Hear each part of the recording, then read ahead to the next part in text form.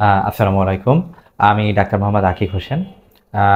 আমি diabetes specialist এবং medicine চর্ম যৌন অ্যালার্জি প্র্যাকটিস করছি popular diagnostic centre limited Jatrabari শাখায়। আমি আজকে একটা গুরুত্বপূর্ণ বিষয়ে আলোচনা করব, সেটা হচ্ছে অনেক রোগী আমাদের কাছে এসে জানতে চায় যে স্যার, ডায়াবেটিসের যে ওষুধটা আপনি দিচ্ছেন সেটা কি আমরা সারা জীবন খাবো কিনা বা খেতে হবে কিনা। এটা খুবই কমন একটা প্রশ্ন রোগীদের মনে। তো সেই বিষয়টাই আলোচনা করব। আমি যেটা বলেছি আমার ভিডিওতে যে টাইপ 1 টাইপ 2 ডায়াবেটিসের কথা।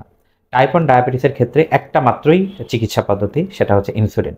ইনসুলিন ছাড়া টাইপ 1 ডায়াবেটিসের রোগী মারা যাবে। কারণ অটোইমিউন ডিসঅর্ডারের কারণে আমাদের প্যানক্রিয়াসের যে আইলেট সেল, ল্যাঙ্গারহ্যান্সের যে বেটা সেলগুলো, সেগুলো কমপ্লিট ডিস্ট্রাকশন হয়ে যায়, যার কারণে একেবারে ইনসুলিন প্রোডাকশন বন্ধ থাকে। যার কারণে টাইপ 1 ডায়াবেটিসের রোগী যদি ইনসুলিন না নেয়, কিছুদিনের ভেতরেই সে মারা যাবে।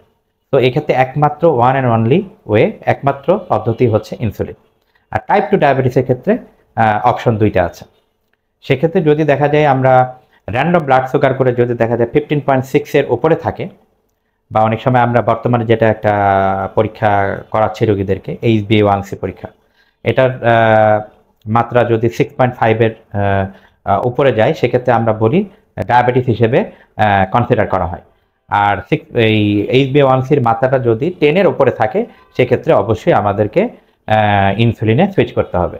আর যদি দেখা যায় যে HbA1cটা 10 এর নিচে থাকে, রোগী ঠিকমতো যদি লাইফস্টাইল মেনটেন করে যেতে পারে, সেক্ষেত্রে দেখা যায়